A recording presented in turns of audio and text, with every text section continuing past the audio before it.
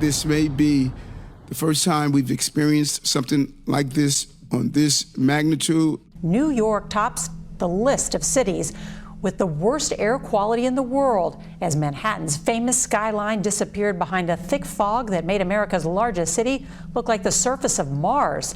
It's really hard almost to find words to describe what we're seeing with these levels of particulate matter. These levels are at least 10 times higher than what health guidelines mark as the healthy levels for exposure for particulate matter. So we're really seeing just unprecedented amounts of pollution. It's from an intense start to Canada's wildfire season, fueled by high temperatures and dry conditions. The total number of acres destroyed the first half of the year there, almost 12 times the average. 26,000 people evacuating from their homes. Across the country, there are currently 413 wildfires burning, and 249 of those fires are deemed out of control. To be clear, it is not just New York City. Much of the state is underneath this dangerous smoke. In fact, Governor Kathy Hochul called this a, quote, emergency crisis.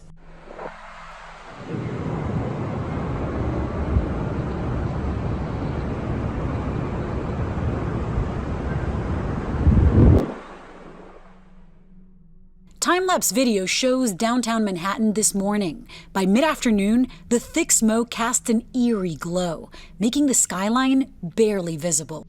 And it's all a matter of those wildfires up north.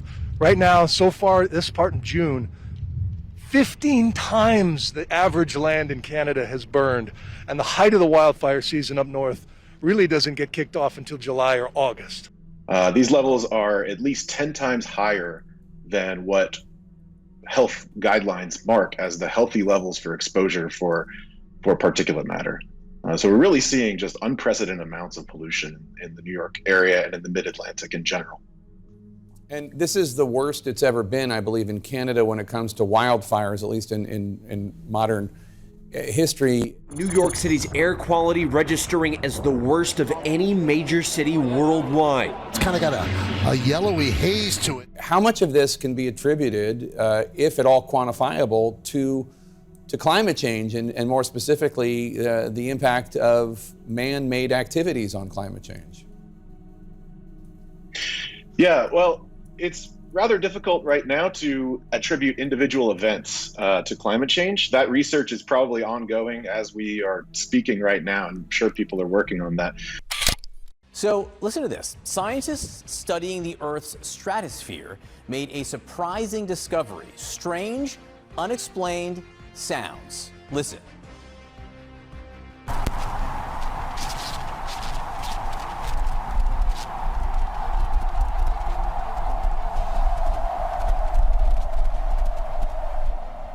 So those strange, unexplained sounds were detected when scientists sent giant solar balloons 70,000 feet up in the air to the stratosphere, which, as everyone knows, is the second layer of Earth's atmosphere and contains the ozone layer.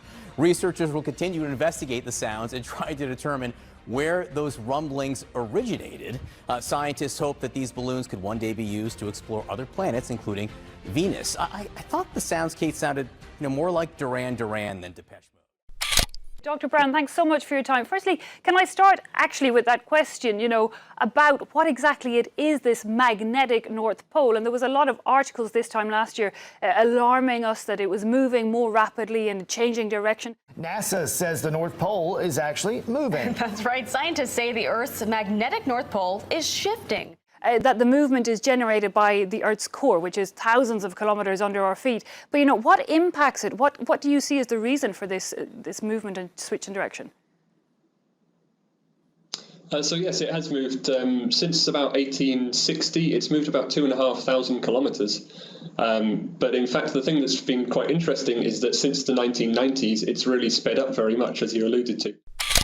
Well, this morning we are learning about a shift in the Earth's inner core that sounds like the plot of a Hollywood blockbuster. Scientists say our planet's solid core, which is actually disconnected from the rest of the Earth's layers, may actually have stopped rotating and could even reverse course. This is a new study. It was published Monday. But I read that this happens every 70 years, so we don't need to be alarmed? That's right. The bad news is that we know very little about the core of the Earth, very little about what's underneath our feet. The good news is probably there's nothing to worry about, in the sense that roughly every 70 years or so, we're not sure, the center of the Earth does seem to go backwards. If this is the core, this is the crust of the Earth that we live on, Yes. this is the core of the Earth, the core could move independently of the crust. That's the key. So the part we're on never moves in reverse. Yeah, so the core of the Earth sits in a pool of like molasses, and it's able to spin independently of the crust of the Earth. So, in other words, don't lose any sleep over this. Probably it's a natural cycle. It takes place probably once every 70 years or so. But we need more data because this is new territory for us. Yeah, why do we need to know? I mean, they spent a lot of time, they studied earthquakes back to the 60s. Why is it important to know more about this? What are the implications? The implications are potentially enormous because think of continental drift. Why are the continents moving away from each other? What is driving it? And also earthquakes, the whole nature of the stability of the planet itself. We know very little about what's underneath our feet.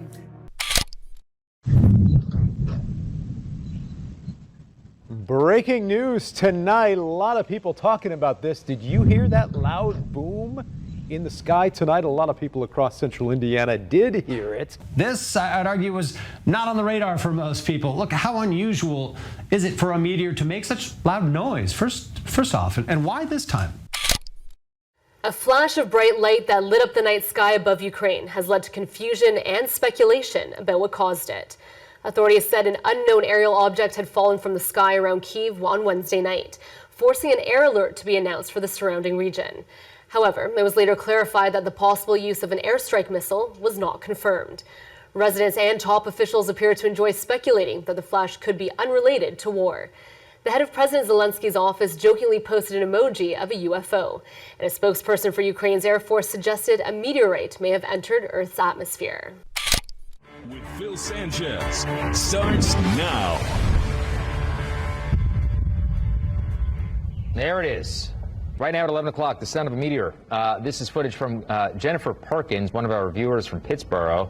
And the American Meteor Society has received reports of the fireball in a number of places all across Indiana. Storm Track meteorologist David James is joining us now with everything we need to know. David. Yeah, kind of like lightning. I saw the flash, and then it took a while till you heard the actual noise. So they must have been looking north towards Delphi in order to see that flash.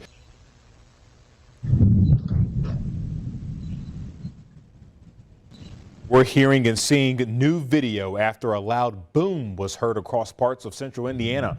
We heard from people living in Hamilton, Hendricks, Tipton, and Madison counties reporting a bright light and then a massive boom that shook buildings and homes. EMA tells us the current theory is that a meteor caused a sonic boom. Now in Cicero, Matt Beeson's doorbell camera caught a quick streak of light across the sky. Kelly Kyle shared this snippet of bright flash outside of their home in Westfield. And Michelle Hurst also caught a glimpse of the streak. We're getting several calls from you, emails about this, Facebook comments, pretty much in any way you can. You've been asking us what's going on out there.